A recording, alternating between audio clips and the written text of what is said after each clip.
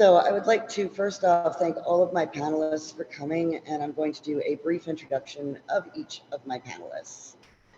Today on my panel, I have with me some amazing people, including one of our male survivors, Cranford Blackman, who does the FemVincible podcast, which you can find on YouTube or on his website, which you can see on his banner there. Thank you so much for joining us today, Cranford. We really appreciate you coming. Cranford is a military man who teaches female victims of human trafficking how to defend themselves and is hoping to branch into male victims here as we get some programs up and running. So thank you so much for coming, Cranford. We really, really appreciate your input. We have two other survivors who are supposed to be joining us today. One is Theron Casey. He is from Texas, just like Cranford, and is a survivor of the porn industry and sexual exploitation. We are extremely honored that he is willing to participate with us, and we are extremely grateful to our other survivor, Mr. FP, who unfortunately couldn't join us today, but did send me recordings of all of his answers to our panel questions so that we can play him and add him in too. Next up, I have Miss Jill Lafkin-Griffiths. Jill is the founder of Lily U, which is based out of Spain, and she works in preventing human trafficking and is a very powerful advocate that I feel like we really need to give a voice every chance that we can get, because she's got really a lot to bring to the table. And I really appreciate you coming, Jill, and participating in this. You know, what you're doing based out of Spain for survivors is truly breathtaking and incredible to witness the journey that you've been on for the last couple of years. My next panelist that I would like to introduce is Ina Lucia, who is joining us from Paris, France. Ina has released a thesis on male exploitation and has included links to it in the Eventbrite description for you. We'll make sure that we tag the links to your thesis and everything that we post it to, because that's an amazing piece of work. I loved reading it. So thank you so much for joining us, Ina, and providing us with your wisdom and knowledge on this topic. We really appreciate you today. My final panelist besides myself is Andrea Smith. I believe I got everybody. Andrea Smith is the founder of the Sims Foundation, which is based out of Nanaimo, British Columbia, Canada. And she works with our youth to help them overcome the vulnerabilities that can lead them into worse cycles of abuse and exploitation. And I want to take the chance to thank you, Andrea, for all of your initiative and help in this field. I know sometimes you feel like you're a fish out of water, but trust me, you're very, very good at what you do, and I really appreciate you joining us today. And my name is Brenna Wallace. I teach at University Summits. I have taught at the Kempe Conference twice and at the Toledo Conference just this last year, the 19th Annual International Human Trafficking and Social Justice Conference, where I taught on developmental disabilities and sex trafficking. I decided that we needed to host this panel this year because while during Human Trafficking Awareness Month, we often attend so many events and panels about female victims and child victims. And I think I haven't seen very many about men. So I felt like we could really bring some light to this overlooked topic with our extremely knowledgeable panel here today. And with that, I'm going to make a disclosure to everyone. The views and opinions expressed by the panelists today are not necessarily the views of a Lady with Lily Society. They are the views of the individual panelists, and we have asked our panelists to be as candid and honest as possible in their answers, especially when we're asking their opinions or what we think they could help with. So please keep in mind that these are the views and opinions of the panelists. We don't all agree every day. And I think if we did that would make it very scary. Everybody has the right to differences of opinions. Everybody has the right to their own sexuality or gender identity.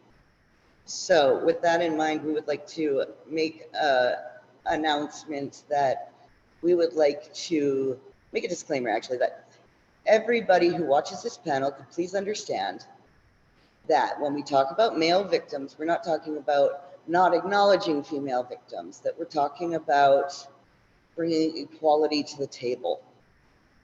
If female victims are allowed all of these programs and resources, why are we not offering the same things to men who are experiencing intimate violence or exploitation or even just bullying? We need to make it so that boys feel safe coming and talking to us. So with that in mind, your sexuality is your sexuality and it's nobody else's junk.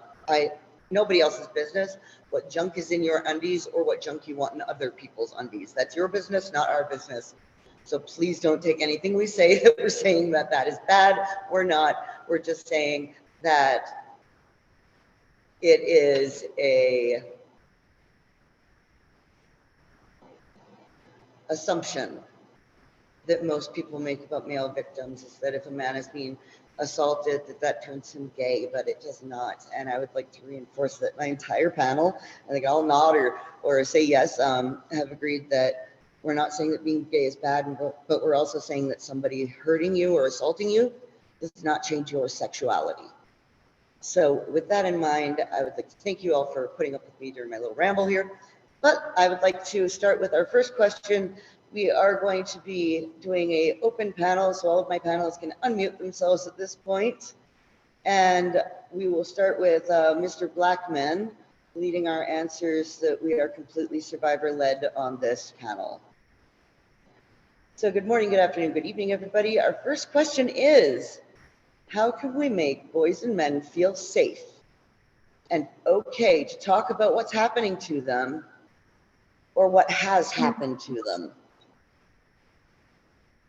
Brenda, that is such a question. And, you know, by the way, thanks for having me here. I'm just honored to be on the panel with the other incredible panelists and all the stuff that they do and all that you do, Brenda.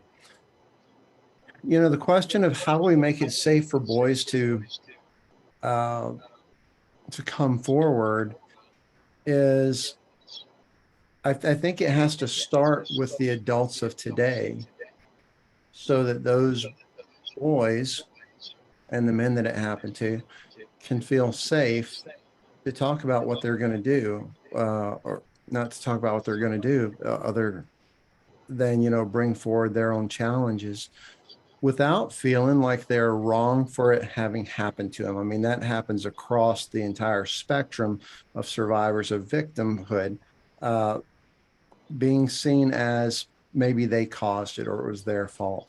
But we need to make sure that adults are able to let boys know it's okay that it happened to you. It's not good that it happened to you, but it doesn't make you wrong, bad, or broken. It doesn't make you something that you're not. It is something you can heal from. And yeah, like I was saying, the way that we do that, I think, is to remind adults to think about what has happened to them. You know, just it's easier for me to connect with boys and young men now that I've faced the challenges that I faced when I was a child, you know, the trafficking and the abuse.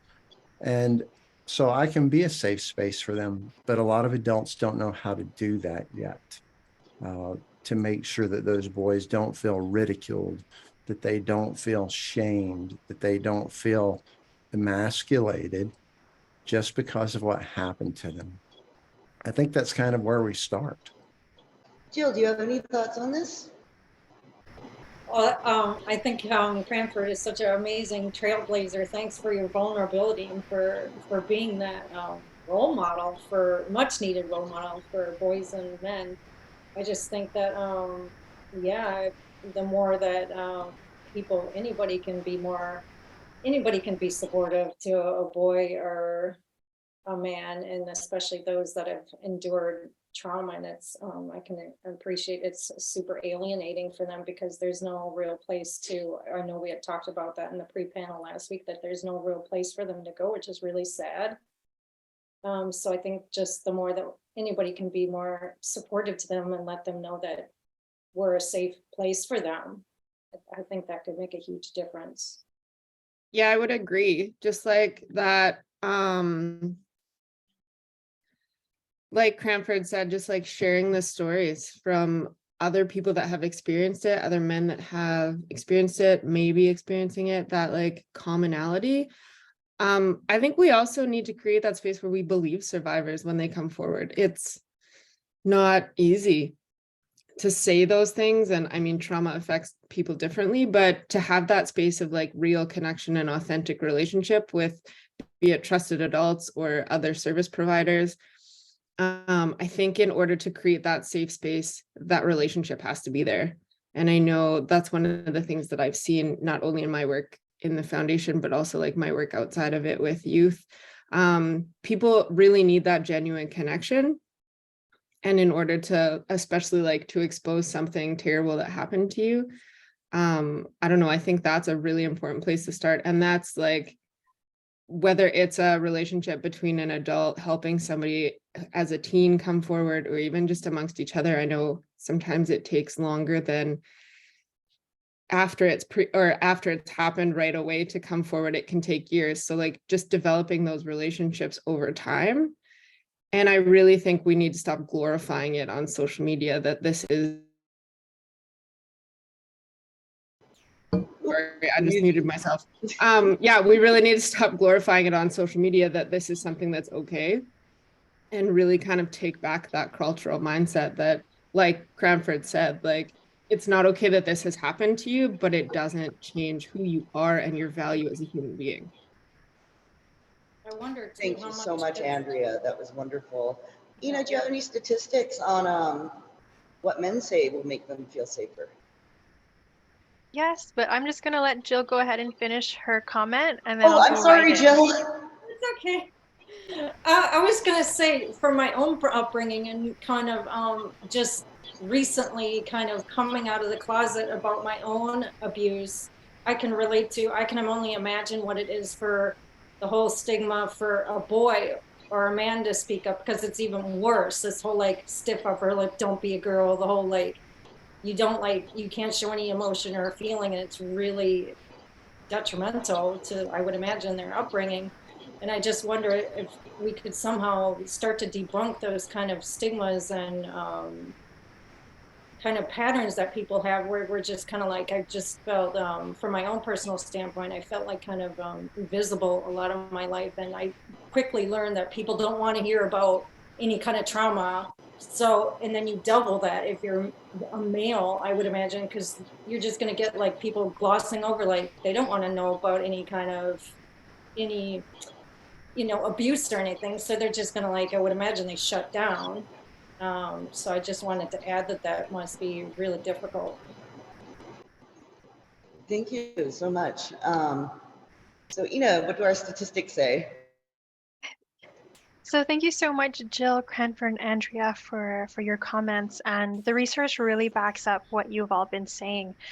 And it seems that the traditional norms on masculinity, especially toxic masculinity, is what's really hindering any kind of growth in this area. And, emotions and crying and struggling is seen as a weakness, when in reality, being so tough and so strong and putting on this mask, it seems like it can be actually unknowingly concealing and helping conceal abuse and exploitation behaviors for the person or for the society around them.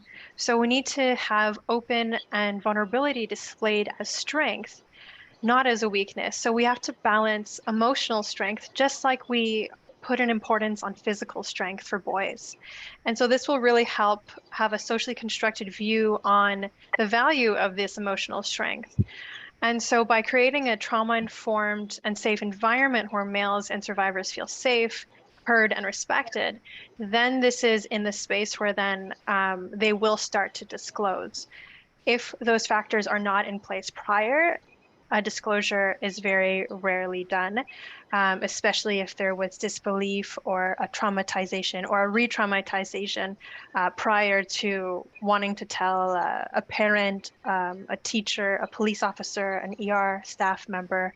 So those safe spaces are very important. Listening, actively listening, and respecting those who disclose are very important. Thank you. I'm going to play our one panelist pre-recorded answer at this time, and then we can launch from there again, if that's okay with everybody.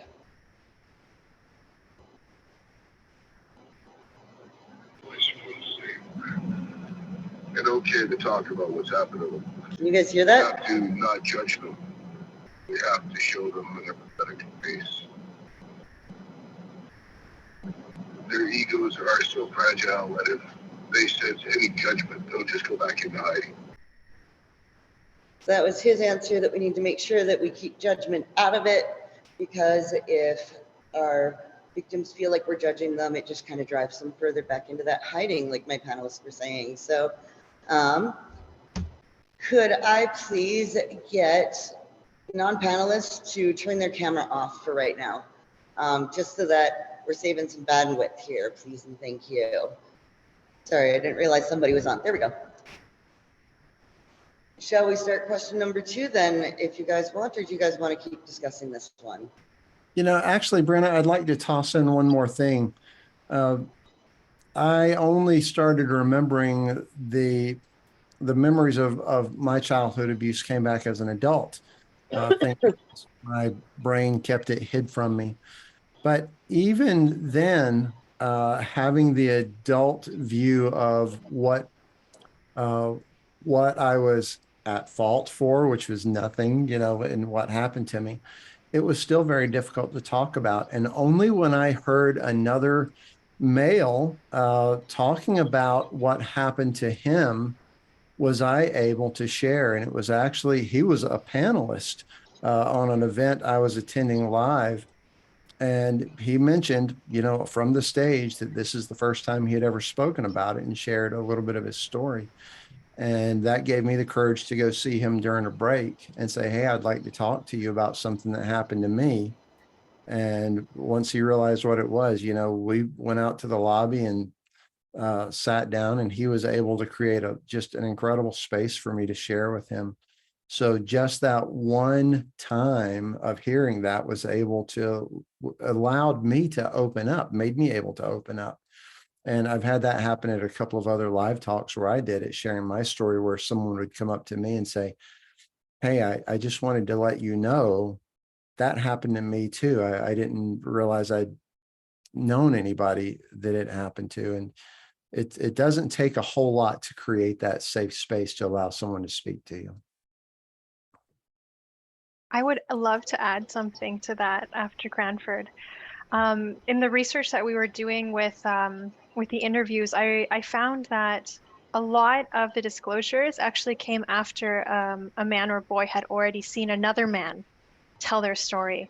And that was one of the biggest things. So just like Cranford said, if we can get more men out there that are in their safe space, that have gone through their healing journey to talk about their stories, hopefully this, like Cranford had said, can put that little seed in their heart to let them disclose for the first time, to let them heal, to let them know it's okay to begin that process of healing. Thank you guys so much for that. I would have to agree that from my experience too, that peer support and having another survivor say, you know what, it's okay to talk about this, really makes it so much easier for us to talk to them and to actually heal from what we've lived through. So that's just my personal experience, is that peer support and knowing other survivors is kind of crucial to a survivor's mental health, because we can talk to each other and go, hey, I'm having a really hard week. How do you get past something like this? And we can pass on how to be resilient to other survivors who are just coming out, that they go, you know what, it's okay. I lived through it. I survived. Let's keep going with life and see what else is coming, because God knows we've come so far from where we were. Especially when it comes to survivors, remember that any progress is huge progress. So I just wanted to add that in there. I'm going to move to our second question, which is, how can we direct boys and men, or where can we direct boys and men to give them a soft place to land if they're thinking about what has happened to them, even if they've never shared it? So how can we make it so that boys are aware of where they can go if they've experienced something really bad, like sexual violence, labor trafficking, organ trafficking, anything. We need to figure out, like, where can we tell them to go if they're in trouble? So any advice from you guys would be wonderful. I'll go ahead and jump on that. When I started looking for help, there was no one to go to. I reached out to the men's organizations I could find on the internet, but what they were sharing with me was, we're here for informational purposes. We are not here to help someone specifically, which was a little difficult to hear. And the place that I ended up finding help was, because I mean, it was such a burden, such a pain that I was dealing with. I went ahead and called the local women's shelter and told them what was going on, asked them if they knew of somewhere that would help men. And they did not know who would help men, but they said, we certainly will. Come talk to us. And I was getting counseling for them for about a year, and it probably just saved me. So it's difficult. The thing to do is to make sure that call around, find out what resources are in your area. And if they will allow a boy or a man to come in, I mean, it's very understandable that a women's organization wants to keep their women safe. That's the right thing to do. But they may be able to help, and they may be able to direct you somewhere else. And other than that, just know what men in your life have dealt with it and ask them. I've had people turn to me and go, hey, Cran, is it okay if I send somebody to you to talk? And I'm like, yes, you bet it is.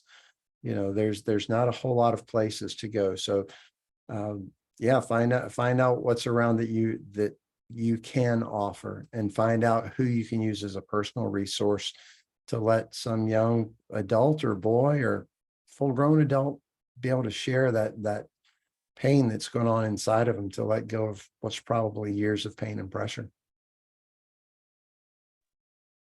I'm wondering, are there any global or online forums for this kind of thing? I know, like, Men Engage, there's like a few that I know about, but have really delved into. I personally belong to a female one, but there really needs to be this. If there isn't like a really prominent one that people all know about, that would be so beneficial to so many boys and men.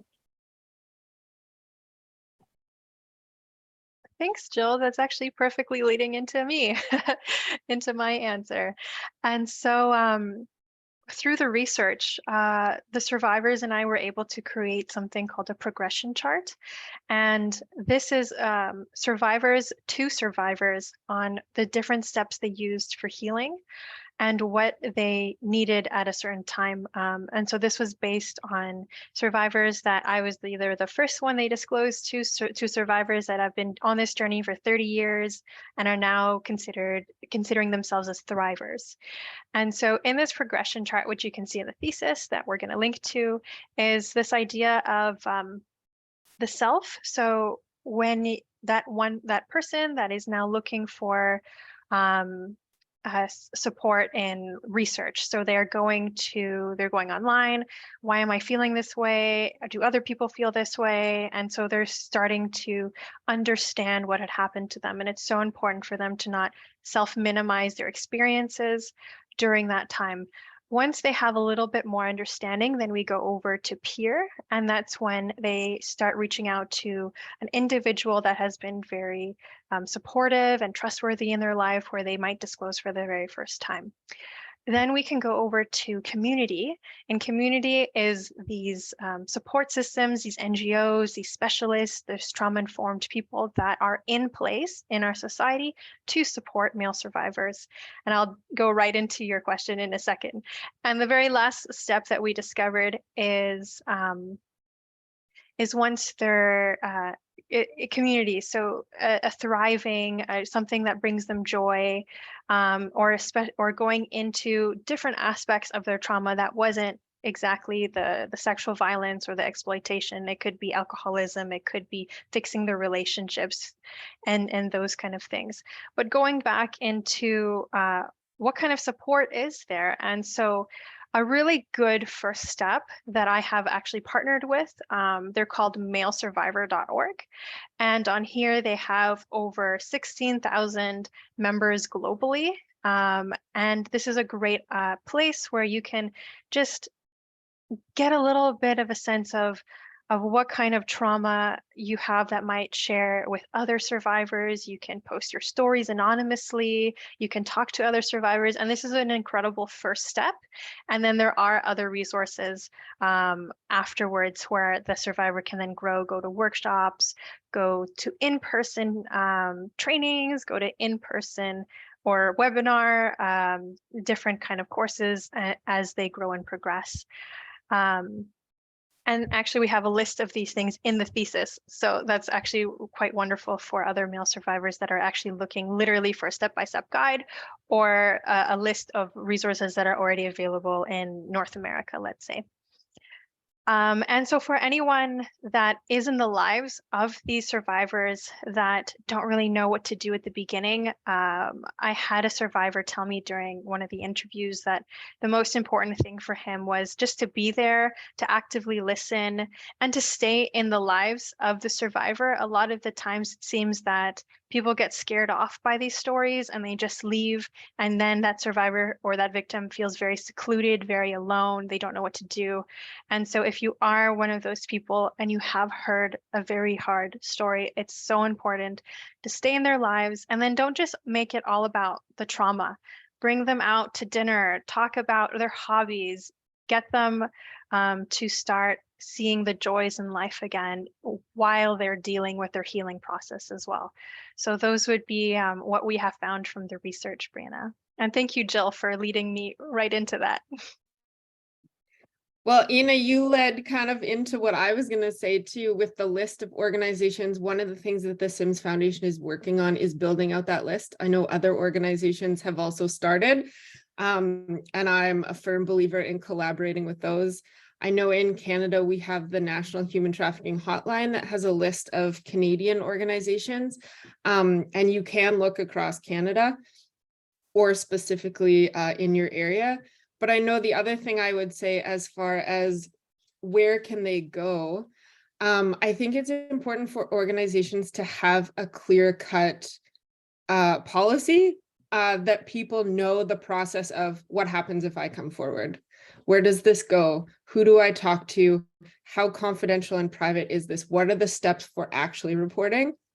And making that clear, having those people in place that are also then trained in the people who sit on this committee, if you come forward, are trained XYZ, or know people who can be brought into those positions, and just taking away the stress of the unknown in that I know how this process is going to go, and then to feel more confident to step into it for sure.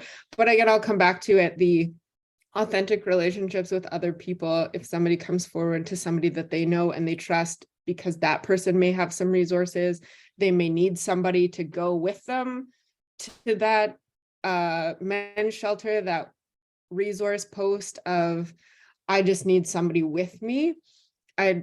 I'll say it again, the authentic relationship with people. And like you were saying, Ina, right? Like staying in the lives of these people. If you've heard the story, be that support system, be willing to put yourself in that position and get trained on those things. Actually, that's one of the cool things. Now that I've met Brenna, I am getting trained on those things so that I can be a better, safe person for some of these people that I would like to be able to help in the future. So that's where I'm at with that. So I think it lines up with what you all were saying too. It does, Andrea. Thank you so much for that. I'm going to play our other survivors video recording for the second question now. A place to land actually has to be developed. Currently, when you ask for help, there seems to be nothing out there for boys and men. Ultimately, a support peer group has to be built in order for men and boys to have a place where they can openly and freely share. So what I heard him saying is that we need peer support set up so that men feel like they're empowered to share, because of, like we've said a couple times now, if there's another man who's talking, it can make you feel a lot more comfortable to come forward and go, you know what, that happened to me too. And so I think we really need to empower men to support each other So if we take male survivors and we train them in peer support, I think that would be a crucial first step, because then there is a man who understands that peer support and that trauma-informed code of conduct and can help these younger boys and other men feel comfortable enough to talk. That's my little bit on it, is I just feel like peer support is going to be one of our #1 ways to make men feel more comfortable, is disclosing to another man who has been hurt. I've noticed with women especially that if you get a group of female survivors in one room, none of us will shut up for an hour. It is bad. Because it's like suddenly you find a new best friend who understands you better than anybody else in your life. And I feel like for boys and men, that would be just as important as it is for women, that feeling that somebody else understands what you've been through and is willing to support you past it. Would anybody like to add anything on this topic before we go to the next one? Yeah, Brenna, I just thought of a couple of programs that I've become aware of, and there are programs for men. I mean, I'm really excited to start seeing programs like these show up, and it's programs where men get together in a circle and they make a safe place for each other to connect about their own feelings, about their own pains, their own fears. And is it okay to share a name or two of these organizations? One is, it's called the Mankind Project, MKP, and I've experienced a couple of those groups, and I'm just amazed at the openness that men will show each other when they create a safe space. You know, not just there's no more talk about the game, there's no more talk about my car. Now it's talk about my pain and my fear and my struggle. And here in Utah, there's another group that I have some friends in. It's called Men of Sovereignty, and they're very similar, where they create a safe space for people, for men, to sit down and talk. And there is no blame, there is no joking, there is no shaming. It is a place to openly receive and share. And so I would suggest look for those. Now, there are some men's groups out there that are about hypermasculinity, so be aware of what you're joining with, or who you're talking to.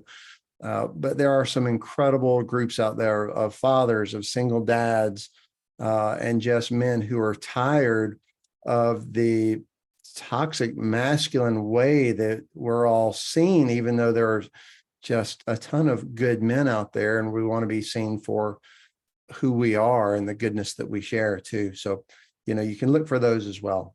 On that note, I'd also like to add that on the website for A Lady with Lilies Society, www.aladywithlilies.com, we will be launching a male peer support online group that will be meeting twice a month over the next month. So keep an eye out for that. We're very excited to bring it to you guys, and it's going to be male-led and male-run, and we're going to have a bunch of men that can just sit there and talk to you about what's happening to you if you need somebody to talk to.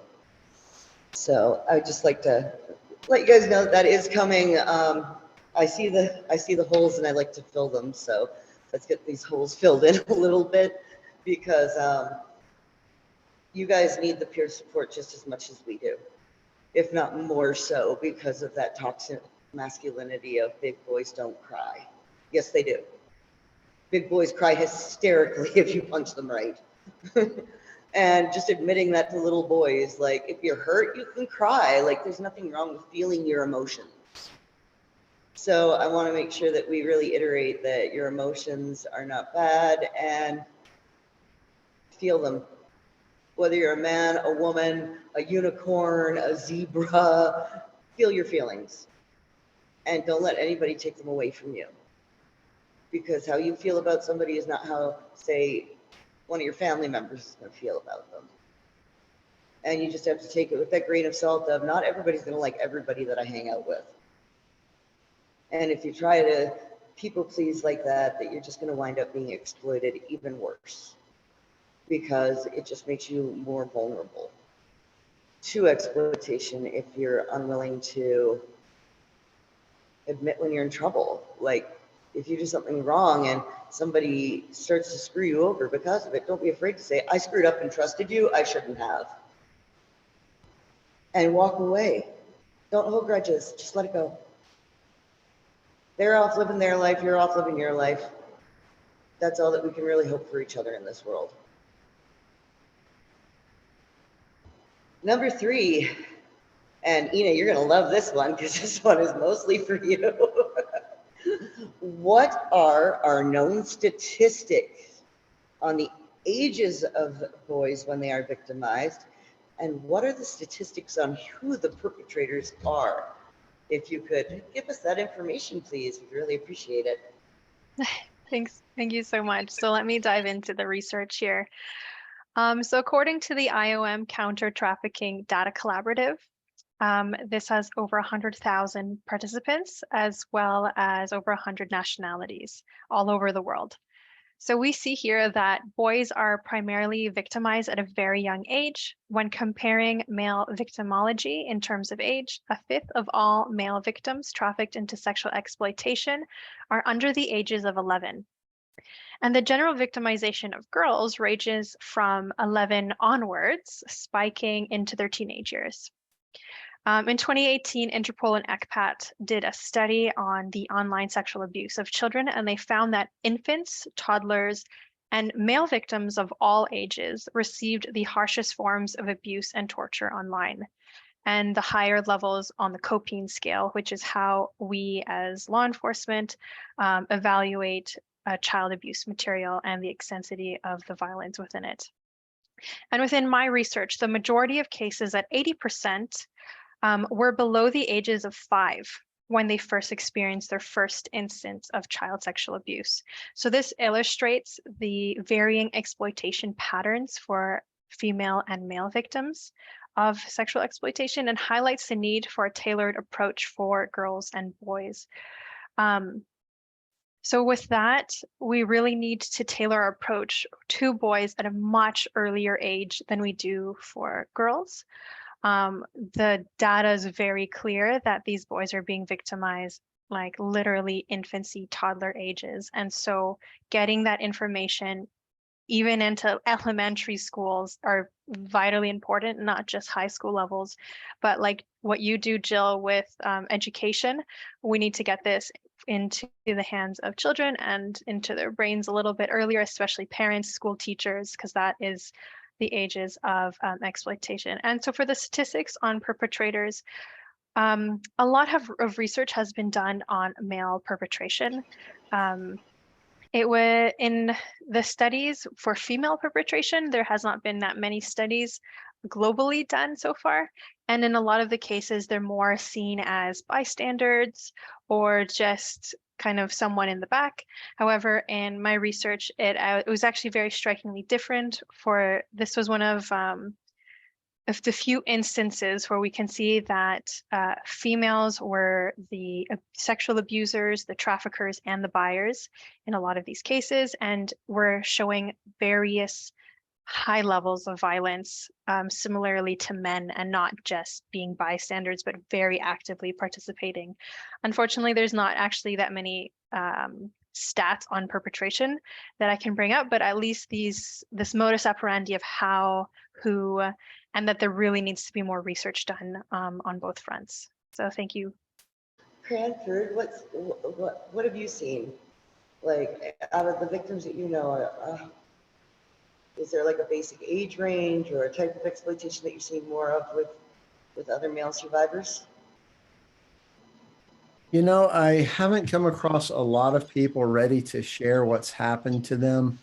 I can talk a little bit about what has happened to me without being too graphic. My experience falls within what Ana Lucia's research has shown. I was being abused and trafficked while still in diapers, and there, you know, even into when I was a little bit older, while there were males that were being abusive in groups, I was trafficked into groups as well to be used. There were also women there who were playing part of the mental game, part of the gaslighting, part of the confusion, you know, to make us or me feel better about what we were doing, like we were doing something good and that we were being, you know, good boys, and you know, just really twisting our brains some and treating us very motherly, uh, to be able to continue what they were doing. And I mean, that stuff doesn't just go away after you turn 9 or 10. You know, it sticks in your head for a long, long time. And it makes sense to me that there's a lot of young guys who do not want to share what's going on, especially, well, I won't say especially, but including, you know, if they had female perpetrators, because we're men, we're supposed to like that. That's supposed to be, you know, what makes us a man, right? But that's not the case. I mean, a boy or a young guy can be hurt just as much physically, emotionally, and psychologically, you know, by a female perpetrator as by a man. And when it's starting so early, you know, it's like you are only knowing that as what's normal. And the stuff that can be put in your head about why you should not tell anybody really sinks in a whole lot better when your brain's just in that early stage of growth, you know, and you have no walls up to protect yourself or to tell yourself what is accurate, what's true, and what's appropriate. You know, so it's really difficult. I mean, I hope that the research that Anna's done really gets out there, because a lot of those boys just don't even know that there's something they're supposed to tell. They just have horrible things inside and don't know what to do with them. I just want to add something there, Cranford, because you said like you don't know what to tell, right? So this is the point where I get to point out to everybody and bring this to attention that you don't know that it's abuse until you're taught that it's abuse. So if it's all that you've ever known, you don't think to tell people because you just assume that everybody lives the way that you do. So bringing that awareness, that education to schools, like Ina said, like even our elementary schools is crucial, because if kids don't know what exploitation and abuse are, they don't know that they need to tell somebody about it, and it makes our jobs just so much harder. I'm going to move on to our next question, if that's all right with everybody, and that is, what are some of the things that make boys and men afraid to talk about what they are experiencing? I am okay jumping on that one too. I mean, kind of, I feel like I'm just talking too much, but you know, there's a lot to be said on this. And just like I was mentioning a few minutes ago, sometimes you don't know what to report, you know, that a female was abusing me. And I mean, goodness knows if it felt good while you were being abused, now your brain's really messed up, you know, because it felt good. It was nice, right? If that means it was okay. No, it's not okay. So there's the confusion about what happened, why it happened, and if, you know, for a boy, it's clear to see if he's excited, you know, when he's being abused. And there's just another mental thing that can be used against a boy, whether he's a teenager or in single digit ages, or, you know, even as an adult, to say, well, look, that proves it right there that you're enjoying this. So you must want this. And that's completely, you know, it's just a mind twist. That's not okay to say. I mean, that's a biological function, not a function of what it is that we want or like or approve of. And the other thing that I know, Brenna, you mentioned early on, we were talking about the fear of some boys being afraid. Boys who grow up and they're straight in their orientation are afraid a lot of times that if males abused me, does that make me gay? And the answer is no, it does not make you gay. It makes you someone who was traumatized at a young age, maybe not a young age.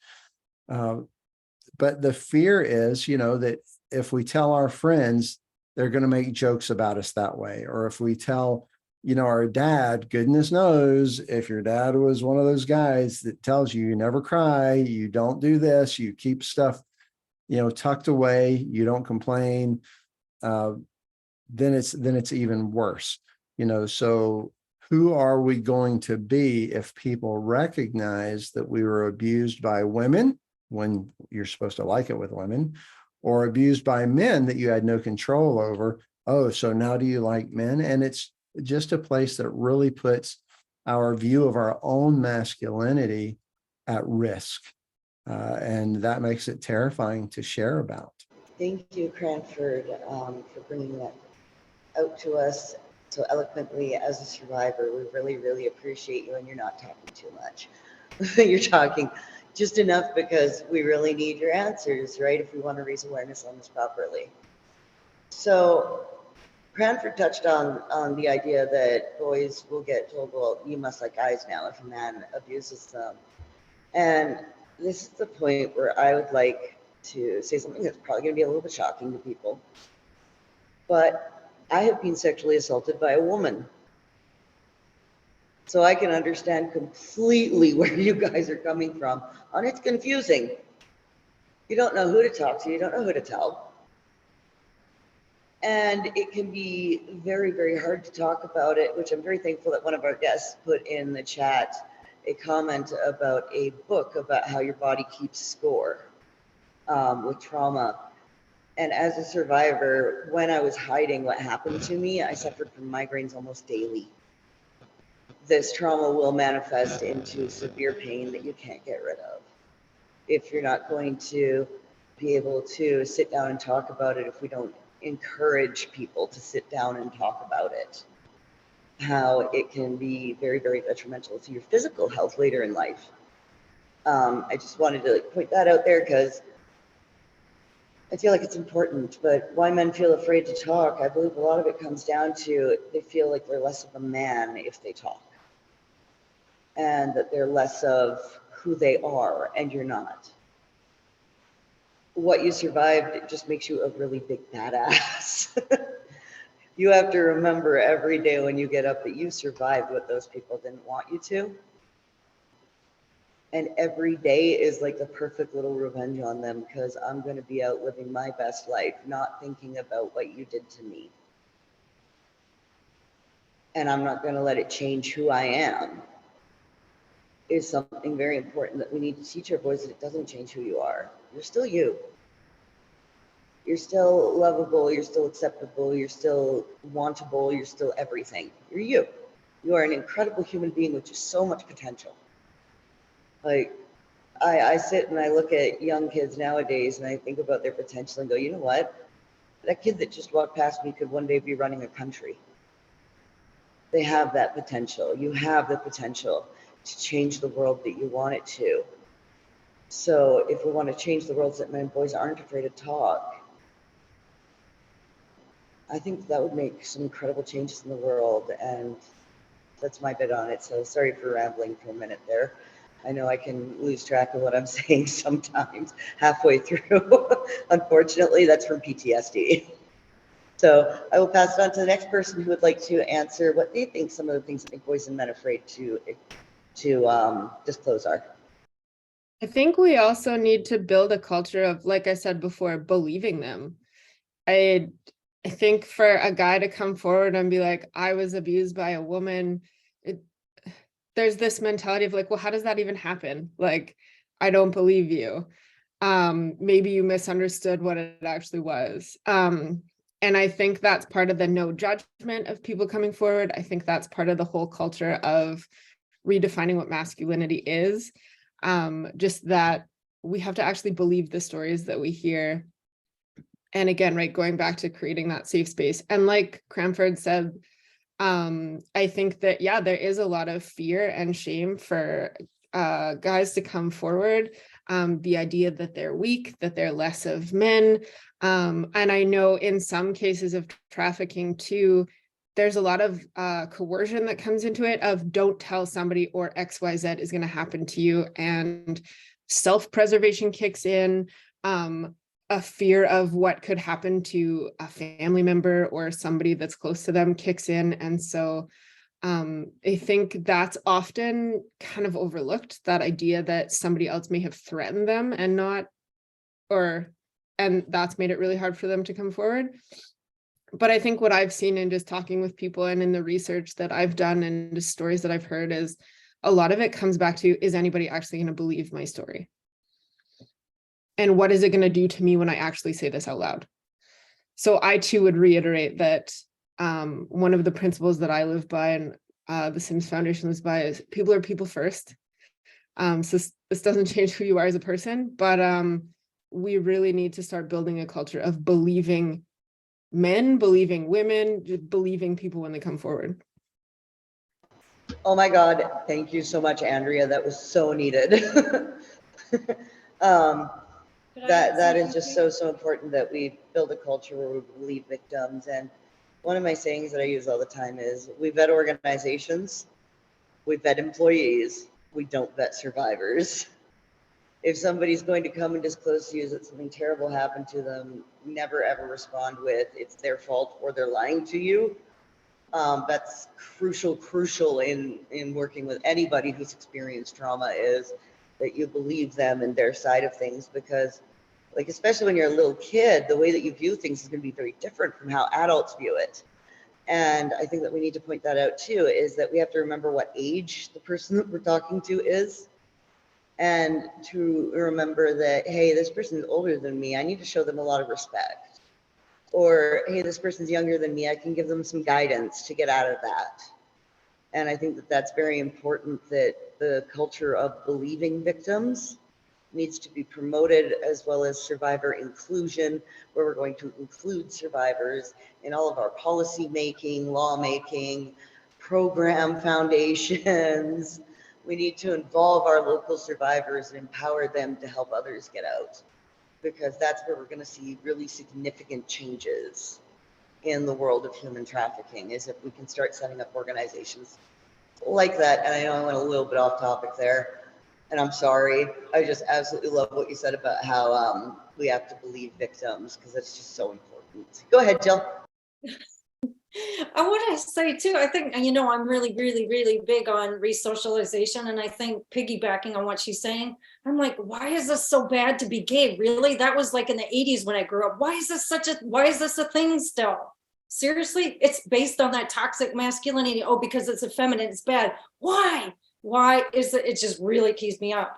I'm like, if there's more tolerance, there's more acceptance. Hello, here's the answer, right? I know it's huge and I know it's a deeper discussion, but it really winds me up. Thank you I'll so share, much. going with what Andrea was saying. And I hope I didn't just cut you off, did I? Okay. The idea of hearing somebody and believing them is huge. The first person I opened up to was a counselor, and I thought, okay, great, here's my chance to tell what happened to me. I started sharing, and their first question was, what makes you think your memories are even real? And I was immediately furious, and I said, what makes you think your memories are real? And so then I was basically done with that session. They asked me if I wanted to connect again. I'm like, no, I don't think I want to have to try to prove, what I feel and my experience. I mean, it may not be exactly right. Of course, it can't be exactly right. I'm trying to remember something as an adult through the eyes and understanding of a child at the time. But I still know that the fear and the hurt and the pain and the terror were all real. So yeah, I mean, Andrew, you're just so on point with that we've got to be able to say, I believe what you're telling me. Next, we're going to let Ina go, and then you, Jill, if you can hold it in your head. Thank you so much. So I'm actually going to go right based on what Andrea and Cranford had said, because incredible points, exactly what the research is saying. What I found with a lot of the younger children that are finding a very hard time once they get older to disclose is because they've had this extensive grooming during their childhood phases, or also a trauma bond to whoever is their exploiter, their abuser. And if a child has been told this from literally infancy growing up that, you know, this is love. You can't tell anyone. If you tell anyone, I get mad. So then they're starting to be scared of their reaction.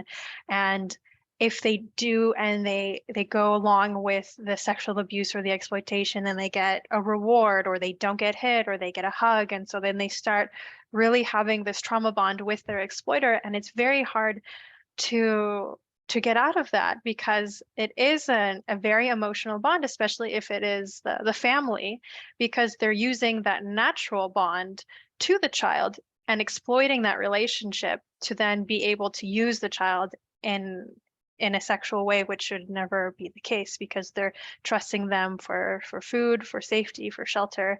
And so they're very exploitative on the very basis of the parent-child bond, or the parent or the family-child bond there. And then afterwards, with grooming, even with the community, it's very hard for a survivor to disclose, especially if it's you know, the pastor, the town mayor, the school coach. And so in these kind of perpetrators, a lot of them for months, for years, even for decades, they will put themselves in a community, make this persona around them, so that when they start abusing, it's very hard for anyone to pinpoint, oh, of course this is the person. The whole idea behind it is, I'm going to get this reputation and make it almost perfect, so that when I do, and if I get caught, no one's going to believe it, or everyone's going to hide it under the carpet or put it under the rug. And so it's a very thought out grooming process that, even if a lot of perpetrators that go on the dark web, there's literally manuals, step-by-step guides on how to do this. And so imagine a child of 2 going up against this extremely well-knowledge perpetrator that has all these manuals, literally what to do.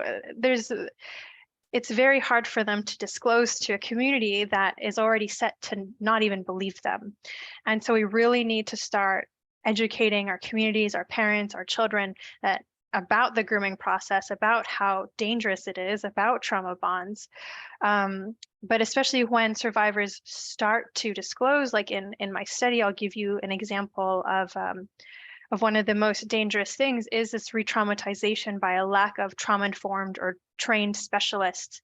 So for example, we had an adult survivor go to a hospital because he started feeling all these symptoms, the headaches, the memories coming back. They all got triggered, and it all came forward, rushed at the same at one time, which does happen to a lot of survivors with a smell, with a memory. All of it comes, well, not all of it, but parts of it come, and it's very overwhelming. So he checked himself into the hospital. He told the nurses, the doctors, his story, and then he got put on an involuntary psych for 4 weeks. So he was stuck there, he was medicated.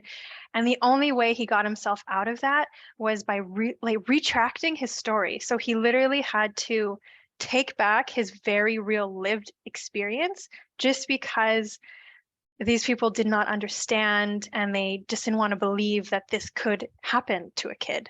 And this was literally an adult disclosing. And another survivor in adulthood went to a police station in North America, disclosed his story, and the very first thing that he got told was, oh, but there's no stats on female perpetrators. That could never have happened. And why don't the perpetrator just come forward? As if a perpetrator has ever just come forward with their extremely bad crime. And so this was enough for him to be like, if you're not going to believe me, and I'm literally telling you all my story, then what's going on? And so this was an extreme but really good example of the lack of trauma-informed practices, the lack of training, the lack of knowledge. And just because people don't understand doesn't mean it's not true.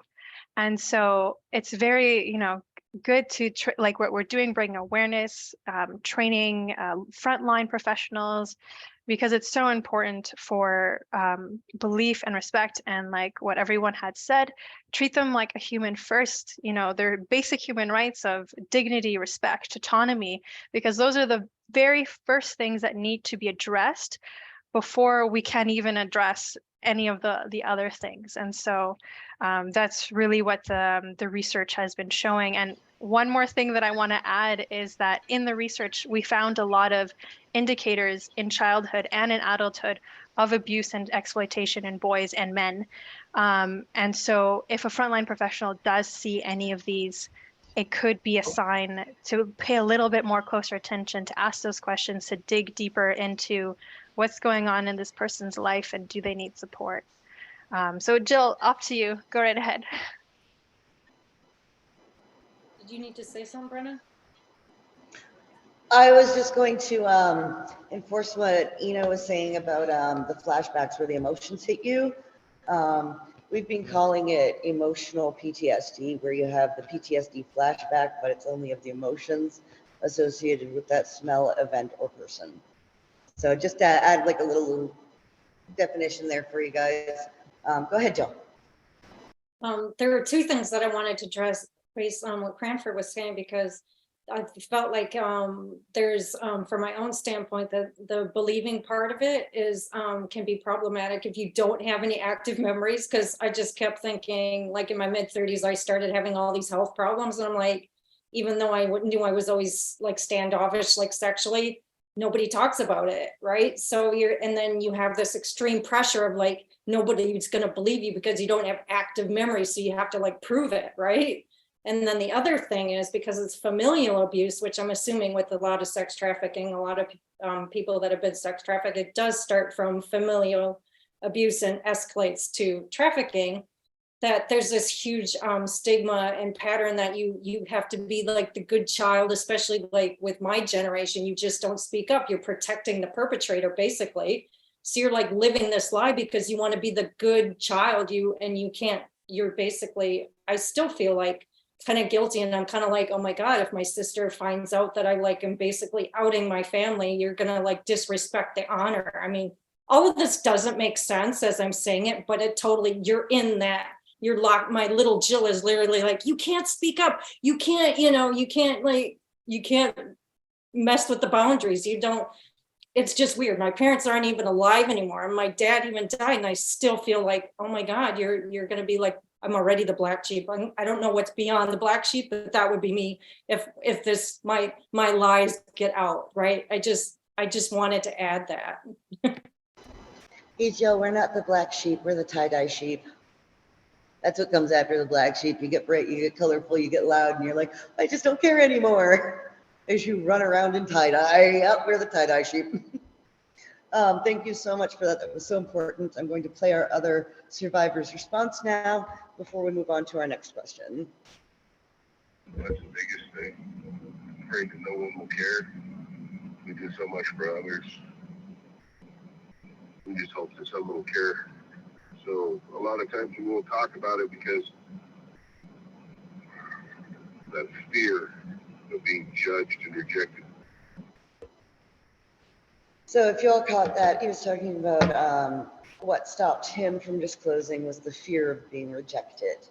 The fear of people saying, there's no way that happened to you.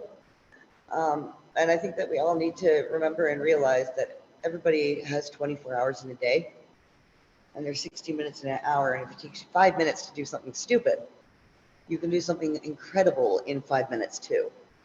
You just have to believe in yourself and believe that people will believe you. And so just adding that little bit there, and we'll move on to our next question, if that's all right. Because you guys are going to love this one. What is true consent? And how do you yourself define true consent? So for me, true consent is that everybody is completely aware of what's going on in the relationship, and just because you want to have sex right now doesn't mean you want to in 15 minutes.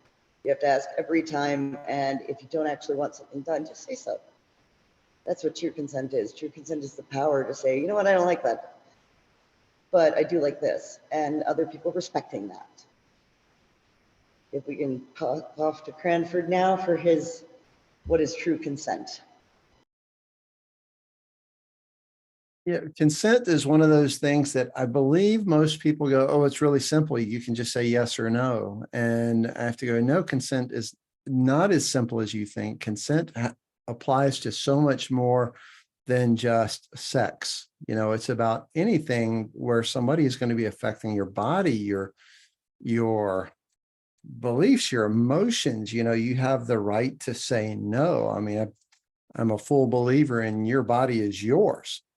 But that can be really confusing when a predator is older than you or in a higher ranking position than you. And especially if, they're older than you because you're a child. To be told what to do is something we're used to as children or as employees or as students or as somebody who may be physically smaller than the person telling us what to do. And, a coerced consent is not consent. A confused consent is not consent. A lack of saying no is not consent. So in my head, anyone who is unable to clearly make the choice, whether it's because of their age, a disability, whether they're conscious or not, whether they're under the influence of, medication or recreational drugs or whatever, if they don't have the clarity to make the choice, there's no consent there. And that's where we have to push. It's not always just men, as we've mentioned before, but to go, you have to be clear. If that person you're wanting to engage with or do something with doesn't have the clarity, you're doing a bad thing now, buddy. You have crossed the line from what might have been fun or sexy into the world of the criminal now. And yeah, that's just one of the things we really have to get guys to understand, because I don't think it's just horrible predators that do that. I think it's young guys and old guys too that just don't have the clarity to understand, well, I think it's okay now. Well, if you're not absolutely clear, then it's not okay. And you have to be clear within yourself that you're going to do the right thing until you've heard, yeah, this is what I want. This is what I want to do from somebody who's sober and clear and understands what's going on. Yeah, I know I've heard it said that consent is a clear and enthusiastic yes. You actually have to want what you are saying yes to. But yeah, I would say mutual respect, and not just a one-time decision. Like you were saying, Brenna, you can consent now, but in 5 minutes you may change your mind. The other thing that I tell my youth kids is consent goes both ways. Consent isn't just a girl saying yes to something. And I think that's often overlooked because we've seen, and it's talked about how guys move and a girl responds, right? And so especially when it comes to protecting men, protecting boys, that idea that you also have a voice in your own decision, consent goes both ways. You are allowed to say no as a human being as well to something, no matter your gender at the time. I think that's important to remember, is that, yeah, consent goes both ways. Thank you so much, Cranford and Andrea, for your answers. That's exactly my belief as well. For the type of research that I had been doing, I really believe that no kid or minor really can give their consent in these situations, especially if it's coerced or if for any reason. There should not, like, even if they had said yes, an enthusiastic yes, it's still not a yes. And a lot of the times, a lot of these survivors struggle because they go, well, I said yes when I was 4, and when I was 6, when I was 12, when I was 18, or whatever. And it's at that time, you might have been saying, you might have verbally said it, but it doesn't mean that that's exactly what you had wanted, what you even knew about the situation, what you knew what was going on. And so I really take that guilt off of any survivor that believes that they even verbally said yes or enthusiastically said yes as a kid, because it's just not okay for any adult to do that to a child at any point.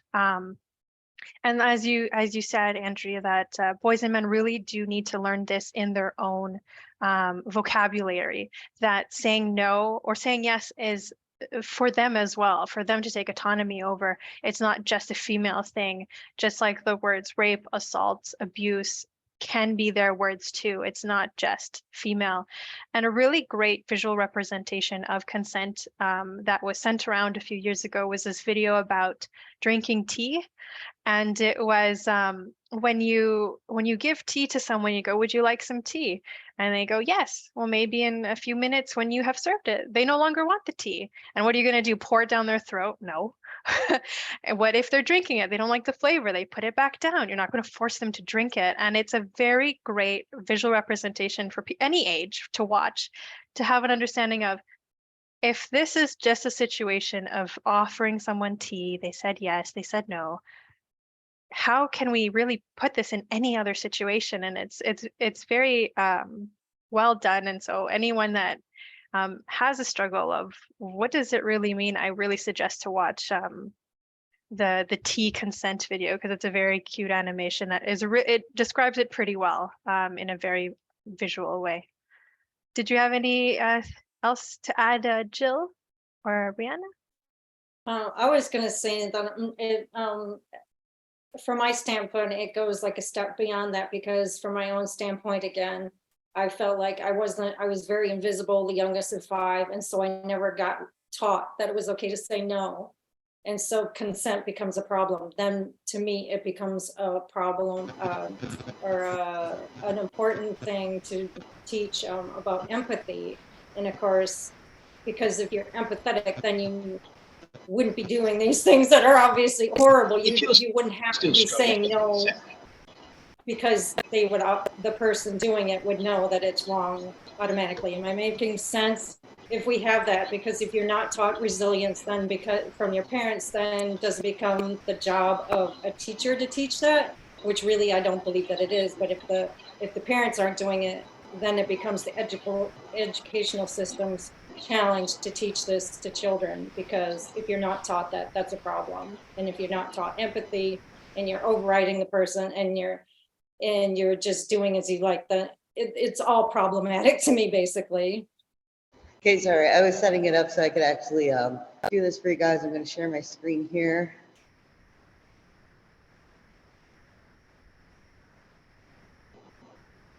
Brenna, can I toss in one more thing real quick? Yep. Go ahead, Cranford. The thing that I was thinking about, you know, we're all told as children, you have to do what adults say, right? That's how you stay safe. Adults know what's right. Adults know what's good. And it's such a challenge. And just like all of you have said, you know, we have to look at children and recognize that they are believing. I mean, just like in every animal system there is, you know, the adults will show the smaller, the youngers what to do.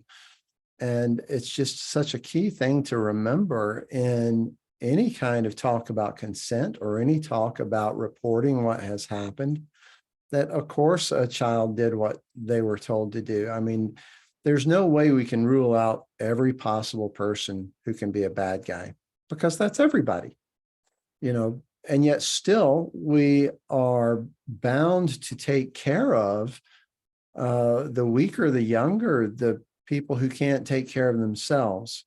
You know, so it's such a fine line to walk to try to decide, you know, how do we do that?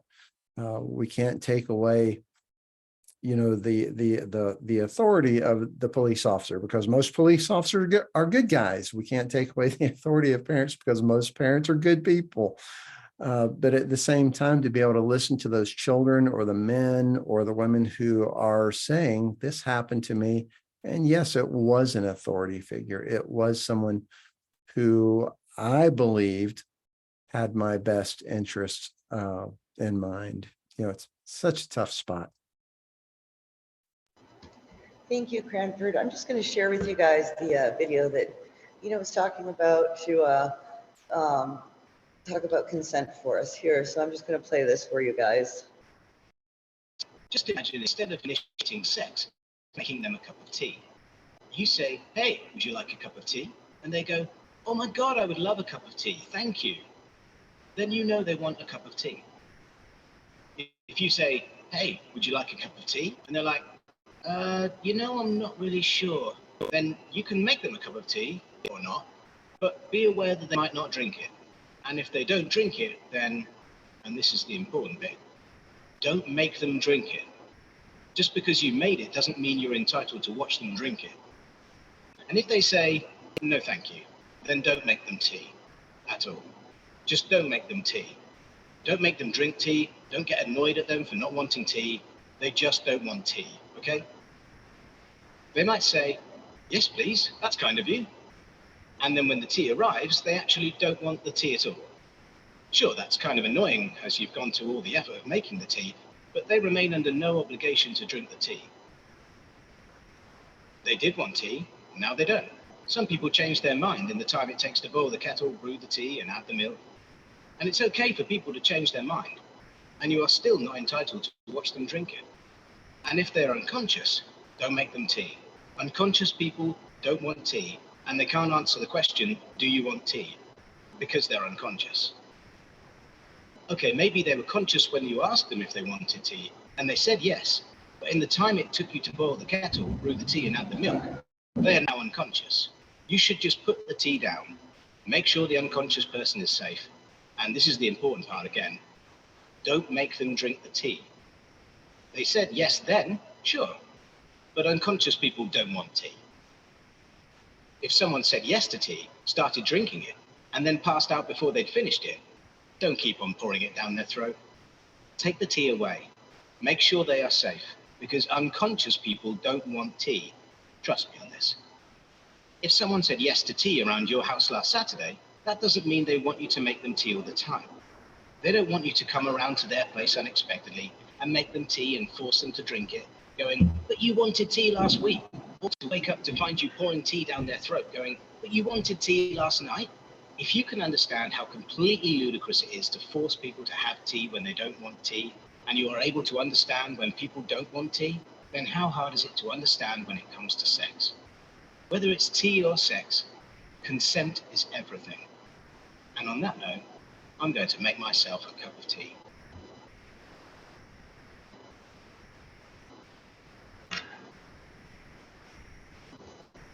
There we go. I got it back. Thank you for taking the time to listen to that. As things that we could tell you is what is true consent, because that is just so vital for everybody. Moving on to our next question. How do the societal views of boys and men help perpetuate generational cycles of abuse and violence? And how can those cycles be broken? Cranford? And yet another really powerful, important question. Wow, we're just doing great with those today. I think, and Jill, I know prevention's a big point for you that you like to point at too, as well as me.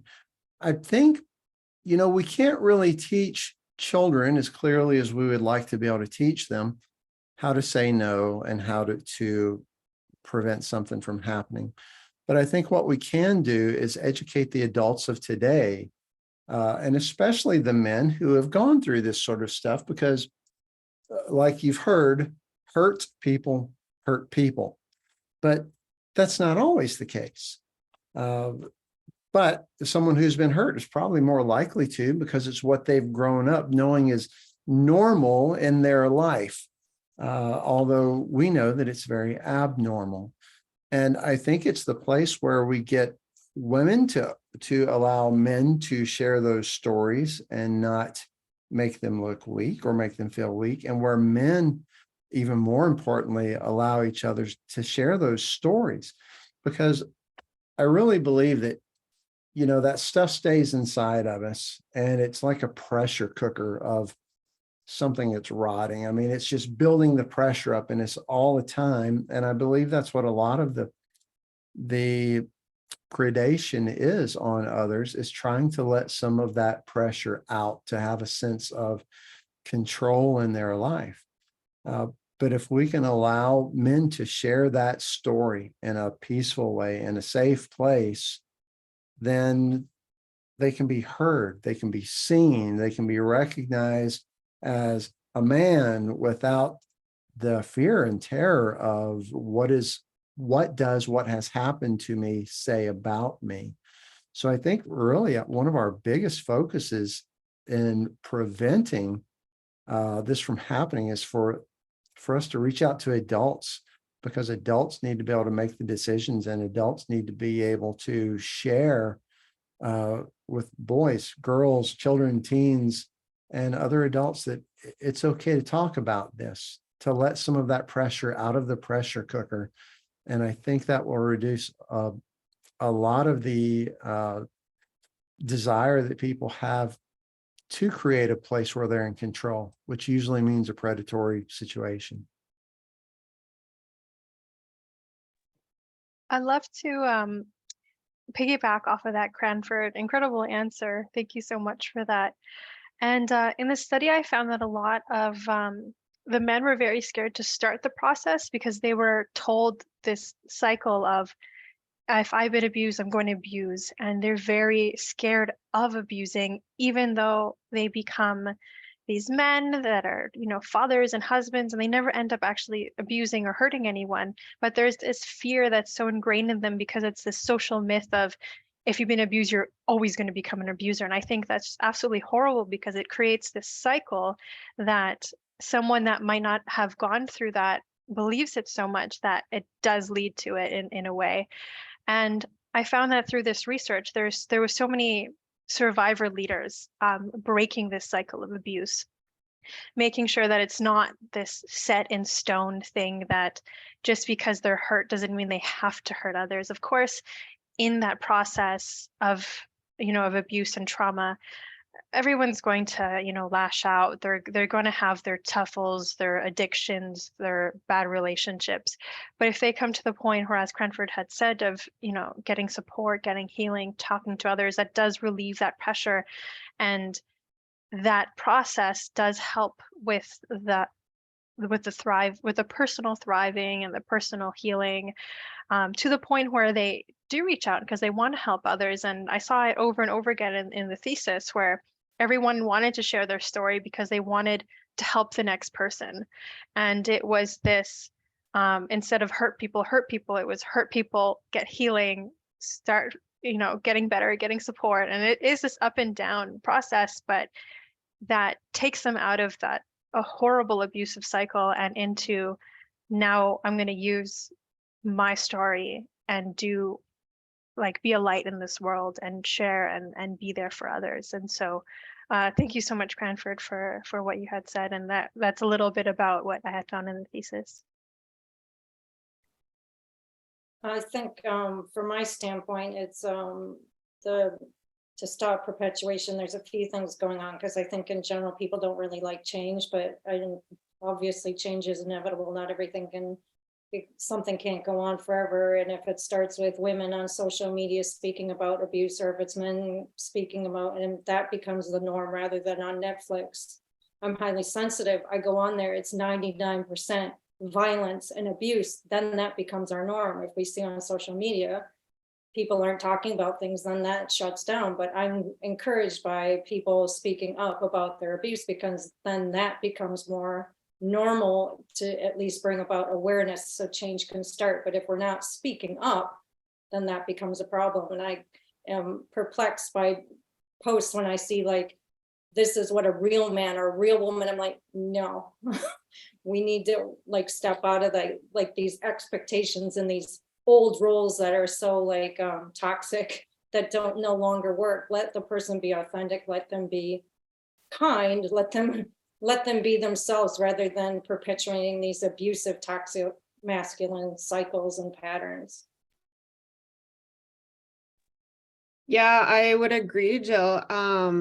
I think one of the things that I've seen that really just perpetuates this cycle is the excuses.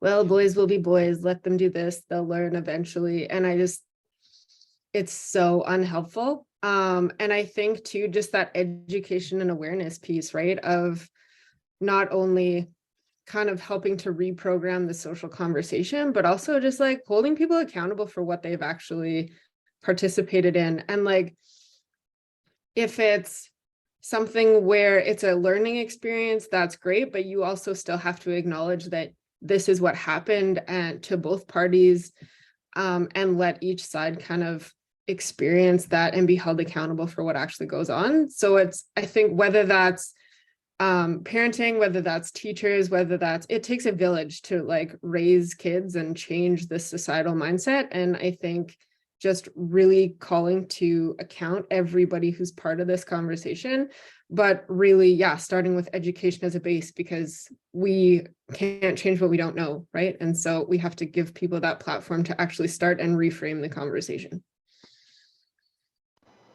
Thank you, everybody. I'm going to play Mr. FP's answer to this question now, and then we'll move on to our next one. A lot of societal views of boys and men. Big boys don't cry, and men don't share feelings.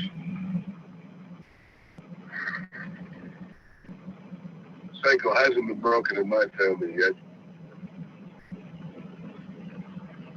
So I don't know how the cycles can be broken. But abuse and violence, yeah. That comes from big boys don't cry, and if you're being bullied or you're being hurt, you take care of it yourself.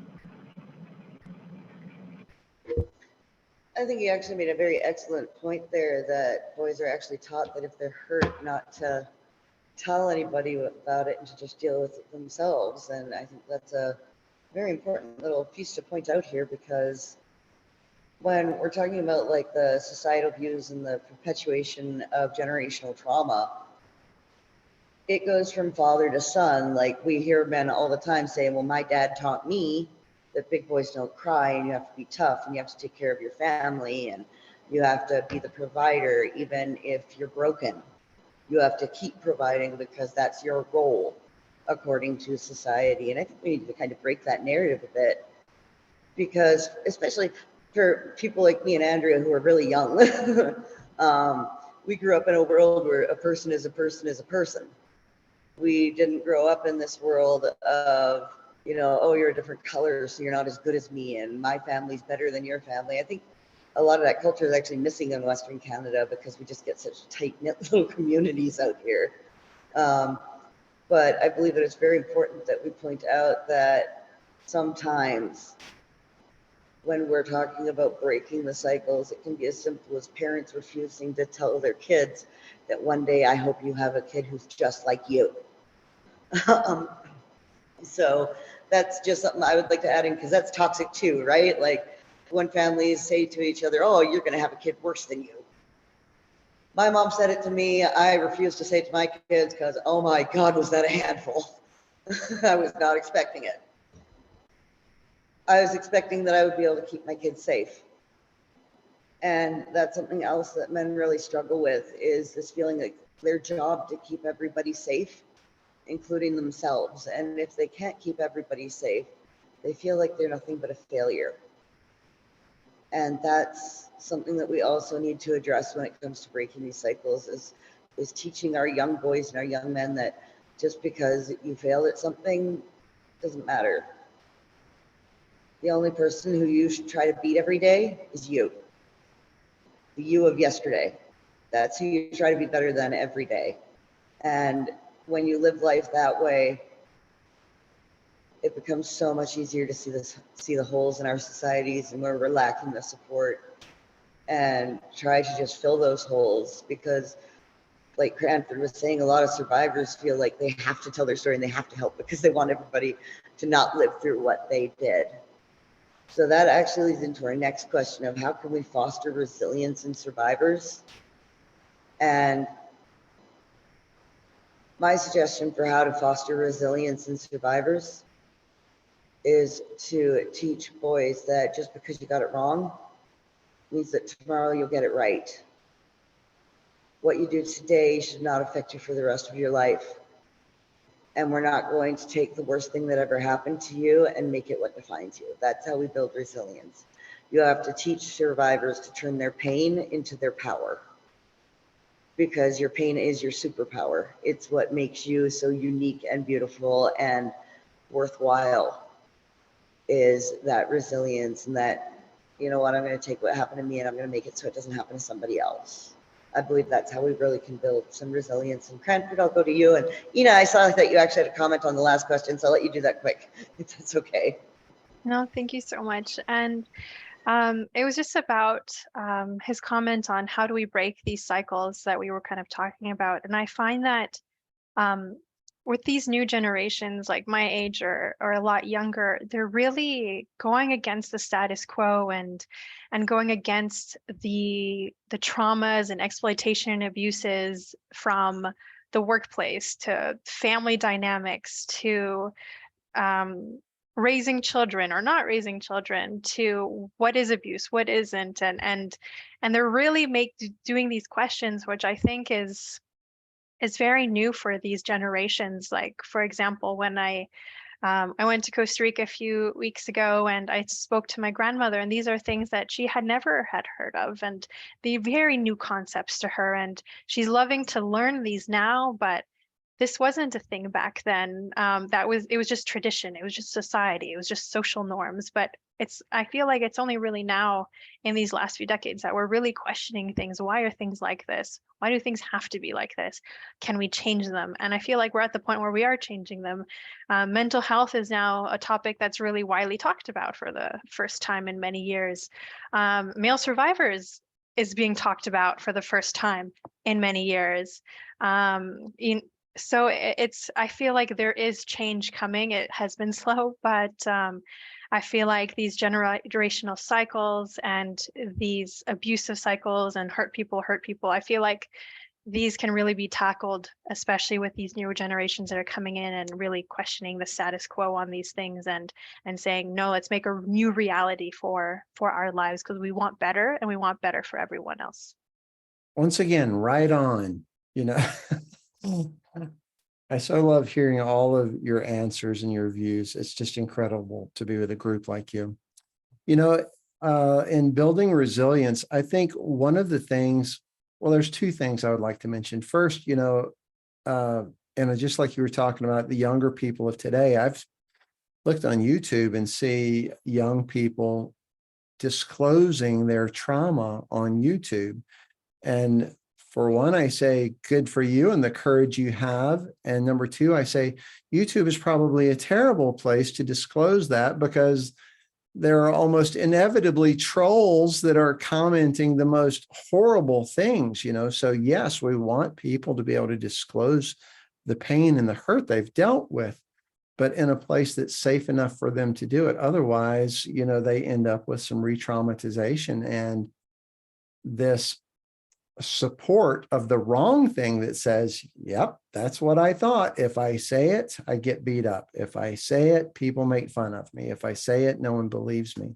And so we're supporting the wrong thing by just throwing those very tender, vulnerable bits of information out there, for anybody to trample over. So I think part of resilience is making sure that people know they can talk about it, they can share their story, but they need to do it in a place that's safe where they can be heard.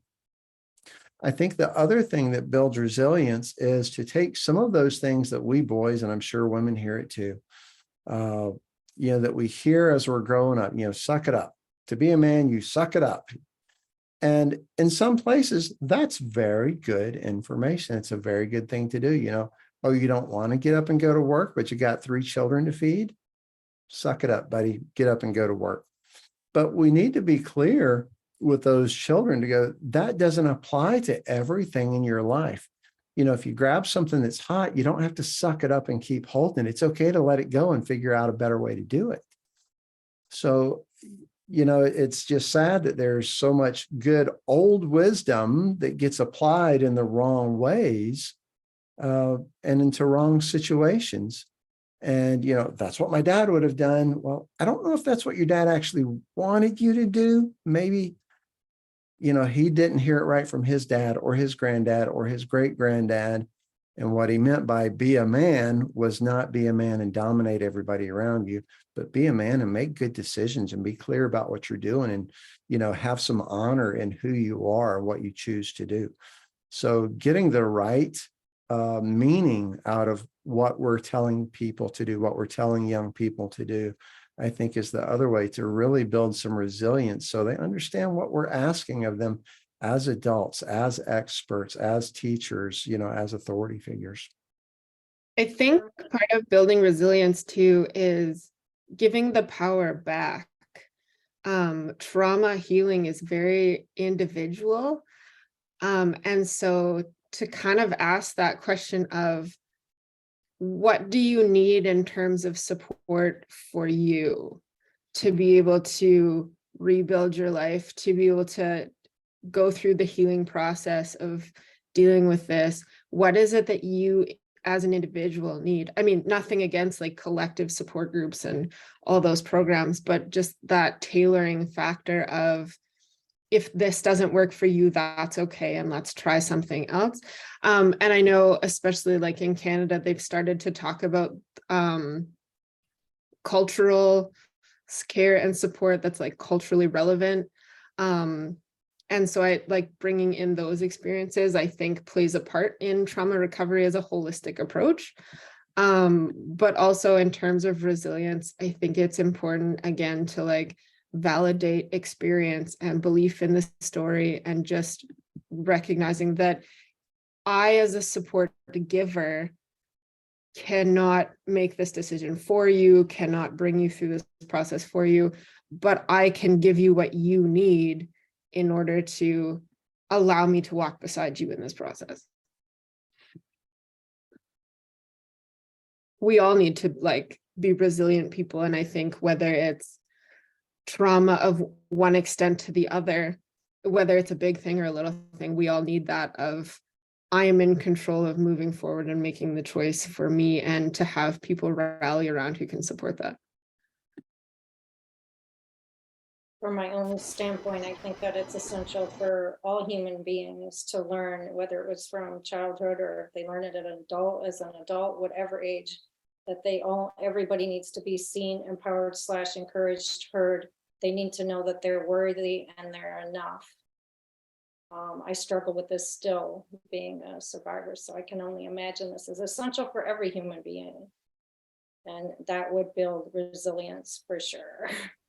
Because then you're basically unstoppable if you have that. You're not vulnerable to predators. You're just not. You got the force field up.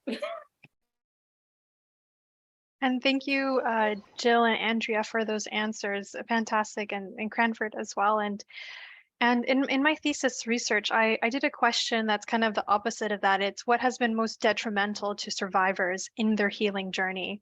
And it was very interesting when comparing what experts in the field have said versus what survivors are talking about. And the number one answer for experts was there was a lack of training, lack of trauma-informed training, and we need to be specialized and better at it. So that was number one. And that was actually like the 10th or 11th answer for survivors. They don't like, yes, training is great and we should learn and we really need to be trauma informed. But the first 10 were disbelief, not being respected, not being supported, re-victimized, re-traumatized. And so just like you had just said, Jill, we need to foster resilience through support, through belief, through just being there for that person, treating them as a person, bringing that humanity back into the question before even going to training. And so 100% great answers from the three of you there, and that's very much backed by the research that we had just recently found. I'm going to play Mr. FP's answer, and then we'll move on to our next question. I'll play his answer first, and then we'll finish up with our last question. Foster resilience in survivors. As an empathetic ear, and letting any and all survivors and any and all people that we talk to on the subject, even when it comes to a preventative standpoint, to foster resilience in all people is to let them know that everything is temporary, everything changes. The job you're in changes, the situation that you find yourself in that is horrifying, that changes. The circle of friends you have, it all changes. The situation always changes. So if you know that, you can tough it out. You can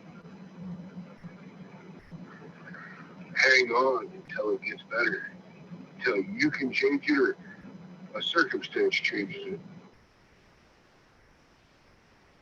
Did everybody hear that nice and clear? And you got what he had to say? Okay, perfect.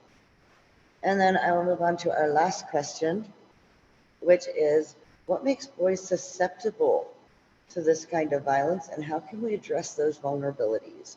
Which I know we've mentioned quite a few times through here, where we've been talking about education and prevention, but this is just kind of like to close it out for us. So here is Mr. FP's answer to what makes boys susceptible to this kind of violence. Well, this is trauma at a young age, what makes boys susceptible to this kind of violence. We often feel, boys and men, that no one cares. So, because no one cares, the first person who shows that they do care in any way, we will latch onto. We just want to be accepted. A lot of times it comes from being unable to talk about our feelings. So this is a conversation that has to start. We have to begin at the beginning. We have to have a conversation that it's okay for men to have feelings, show feelings, and learn how to recognize their feelings. I think that would help a great deal. Cranford, do you have anything you'd like to add? Yes. I think probably one of the biggest things that makes boys susceptible to being exploited or abused is confusion of what's right, what's wrong, who are the good guys and who are the bad guys. And I think one of the ways that we beat that is, it's one of the same things that I teach in my programs, is that one of the biggest preventors of being targeted in the first place is self-love, self-respect, knowing who you are and believing in yourself. And I think that's pretty tough for kids nowadays. I mean, in my 50 and a half years, or 5.5 decades, we could say, there's been a whole lot of difference in the way boys, when I was in elementary school and junior high, were treated, and what boys are learning now, and it's got to be tough for the boys of today. I mean, well, for everybody, their entire life is out there on the internet for all of us to see, and not just see, but to make comments on. And so there's so much confusion, and the opportunity for a young boy to be listened to makes him very susceptible to being gaslit, for him being manipulated, because it doesn't take a whole lot for, to touch somebody's heart in a manipulative way, so that they're going, oh my gosh, somebody finally hears me. Somebody gets it. And I think a lot of that just comes from the confusion of what a boy believes is supposed to be right, of what he's supposed to do, of what he's supposed to expect from the people around him, including the adults. And so I think the key thing we have to do is figure out how, from a young age, to get those boys and girls too. I mean, this is vital with, everyone, to believe in themselves and love themselves and respect themselves enough so that they recognize when something is going against what should be normal, that I shouldn't be touched this way. I shouldn't be spoken to this way. I shouldn't have to stay in a closet, so that they can recognize when something is wrong. And I believe that they'll find that a whole lot easier when they have, when they've learned self-respect and self-love for themselves. Thank you. That was incredible. Andrea, Jill, Ina, do you guys have anything to add? Start with Andrea.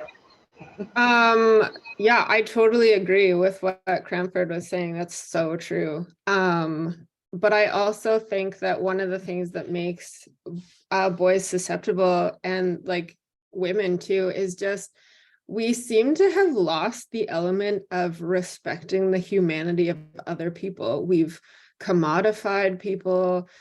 We have unhealed trauma that perpetuates that belief. And so just like we were talking about before, just breaking that cycle, I think as a way to kind of counteract those things, it's about speaking up. It's about those of us in positions of advocacy to take that step forward, to be that safe space, to provide that training, to provide the accountability. But I think just in general, people need to stop being passive watchers of people's lives and start becoming active participants, authentic and genuine relationship with other people.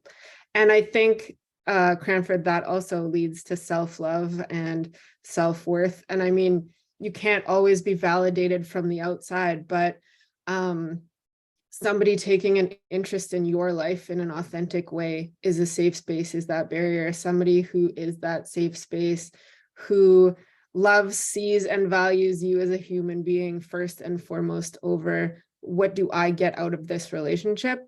I think we've lost the element of humanity, and we need, those of us in positions now that know, need to fight to bring that back, if that makes sense. That was amazing. Thank you, Andrea. That makes so much sense. And I really appreciate you putting that out there, that, you know what, the lack of community actually does lead to vulnerability. And Ina, I believe we were talking about it, it's adverse childhood experiences can lead to a lot of vulnerability. So, Ina, why don't you tell us about those and how they can affect our children? Because like, I know that I grew up in a town where there was a school shooting when I was in grade 5. So I watched how that ripped my town apart and destroyed the community and the sense of community. So I believe I'll ask Ina to give us some information on that if she's able to. Yeah, it sounds good. So there's this man called Stephen Prococcio, and he is a licensed independent clinical social worker, trainer, consultant, and therapist for males with complex trauma. And he's the one that actually trained me on this topic. And he has a very good introduction and training course on this very question. And actually, I sourced it in the thesis. It's in there for anyone later on can review it. And so he had mentioned, as well as with the ACEs, so adverse childhood experiences or any kind of trauma that a child kind of goes through in a like a dysfunctional home setting. So this could go from bullying to divorce to sexual abuse to any kind of abuses and neglect. And it's a pretty good test or indicator for either adults or children that take the test, because it's a 10-question little self-test that you can literally just Google and look it up. And I find that it was very good in the research, because the way I used it was I let the adults go through these 10 questions, see how would apply to them. And it was a really good reflection on how much trauma they really went through, because it really does affect a person into adulthood. And so I found that it was a really good way to like learn about your own personal trauma if you hadn't addressed it yet. And it could be especially used in childhood. So for example, if a child is told, you know, you could take this little quiz or this test, and then they go through it. And then it's a really good indicator to whoever is kind of reviewing it, like a therapist or a social worker, on what really needs to be worked on and what level. And these kind of vulnerabilities are not indicators of, you know, future troubles or future trauma and exploitation, but there is a correlation with, you know, extreme levels of trauma and exploitation and abuse, and, you know, getting a good job in your adulthood, having health consequences in your adulthood, healthy relationships later on. And so by being aware and educated about these things, we can either, you know, minimize it later on, or adults that have no idea of why they have all these symptoms and why they have all these failed relationships can take these kind of tests themselves, reflect, bring it to maybe their mental health support person or their emotional support person and go, hey, this is what I went through. Can we, where can I find support or get support later on, and hopefully help them go through their healing journey. Thank you. I just wanted to add quickly, I think the biggest component to self-love is giving unconditional love to children. That's going to be hands down the biggest way, whether they won't look for external validation then, because they will learn to have that internally, because they will be accepted, approved, and loved unconditionally. They will learn it. Sorry. All right. So thank you guys so much for your time and your wisdom and your knowledge, because you guys are just so knowledgeable on this topic, on this very, very important topic today. I would like to close this out by talking to you guys all about the 12 guiding principles for working with survivors, which I think we really need to spread a lot more widespread and a lot further, because if you follow these 12 principles, your survivors will always feel valued and they will always feel like you actually care, which is one of the most important things that we can do for survivors, is show them that we genuinely care about what they're experiencing. So the 12 guiding principles were written by the members of ISTAC. ISTAC is the International Survivors of Trafficking Advisory Council, who work with the United Nations and the Organization for Security and Cooperation in Europe. They wrote a handbook that, if you want, I can give you access to. I have a copy of it. It's an amazing little ebook that lets you go by section, and it's very, very extensive. It's almost 400 pages long. But the 12 guiding principles are that we're going to use a human rights-based approach. So we will always approach survivors acknowledging their rights to their feelings, their experiences, their history, and their own identity and sovereignty. Like, human dignity should be for everybody. So a human rights-based approach is very, very crucial. Then we have a victim-centered, gender-sensitive, and trauma-informed approach. So we ask our victims, what do you want done? Do you want a restraining order? Do you want to charge them? Do you want to go through the court process? Do you not want to?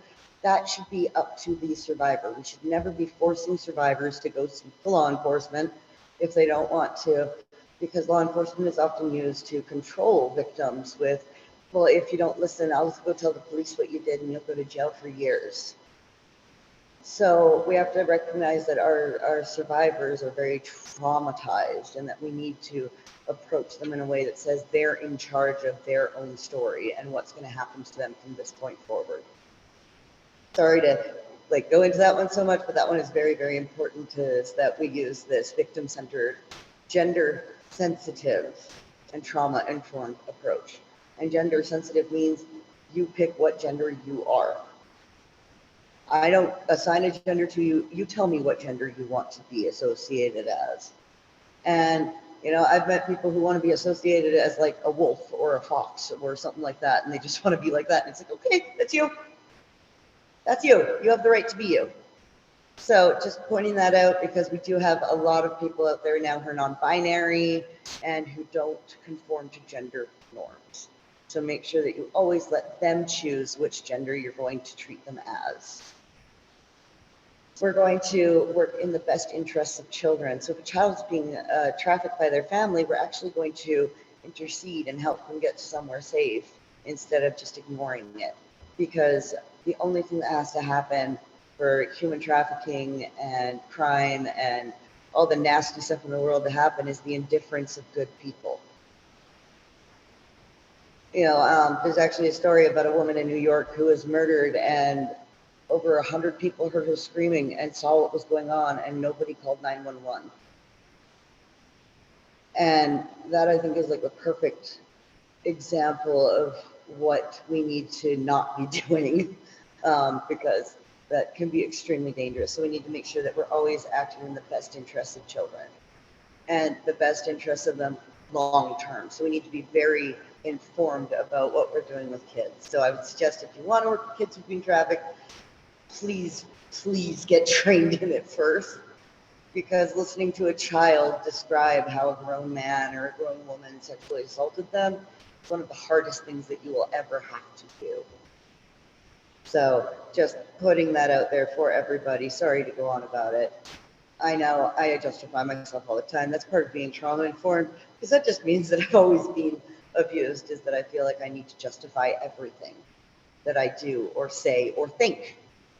Even sometimes I'm like, I have to justify what I think to myself and who I want to be versus who I was told I was going to be.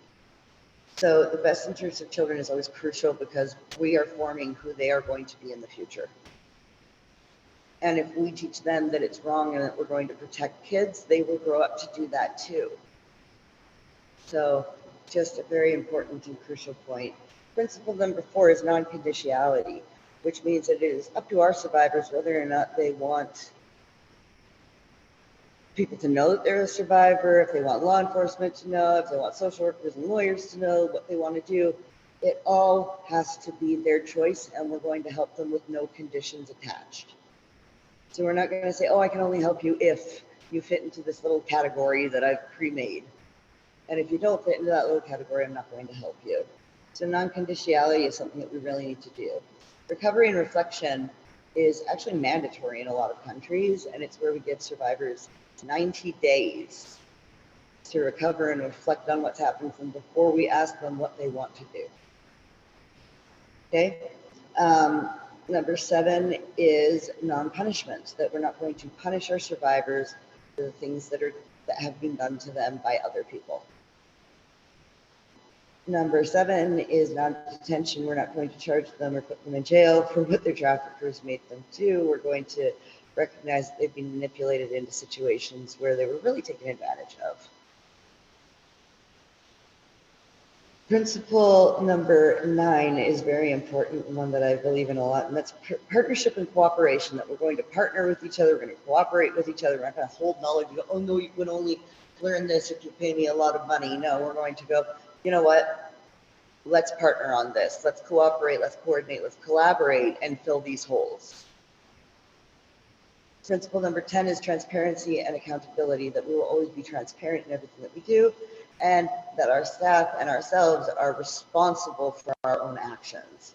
So if we do something and we screw up, we have to be willing to say, you know what, I know I'm the specialist in this, but I kind of messed up. I'm sorry, I'm a human. Number 11 is that we're going to be effective, that we're going to actually help men. So if we've got a man coming to us and he needs images taken down off the internet because, say, he was in pornography and now he has a kid and he's worried about his kid Googling his name, we're going to respond immediately. We're going to be effective. And within a couple weeks, we're going to coordinate enough people to fix that issue. So being effective is very important for us, because if we're not effective, we're not actually helping. We just think we are. And number 12, which is the most important for most of us, is the prevention of human trafficking, that we will always work in a preventive stance and that we will work towards a future free of exploitation. And Ina, I believe, had a call for our participants and viewers to do at the end of our show here. So I will hand it to Ina for the challenge. Thank you so much for handing that over. So the challenge that I would like for everyone to do is go out in your communities, email, call, go in person, go to your churches, your community centers, your support centers, your government, whoever you want to go to, and ask them just the question: what support services do you have for male survivors?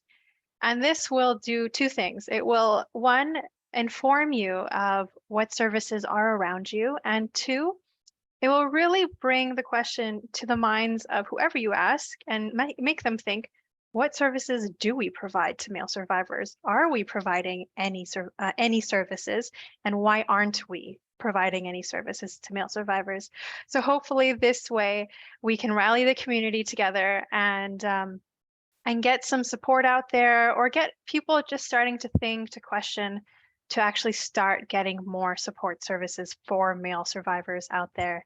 So thank you so much for having us on this panel, Rihanna. It was an absolute pleasure to be here and to speak with all of you today. And I'll say my thanks and goodbye, and I'll let the rest of you as well wrap up. Cranford, would you like to say anything to close out? Sure. I, oddly enough, always have something to say. First, I just want to say thank you so much, Brenna, for putting this together, and for the other incredible panelists sharing your wisdom, knowledge, and compassion with everybody. And, you know, I would just ask anyone who's watching to remember, boys do get hurt.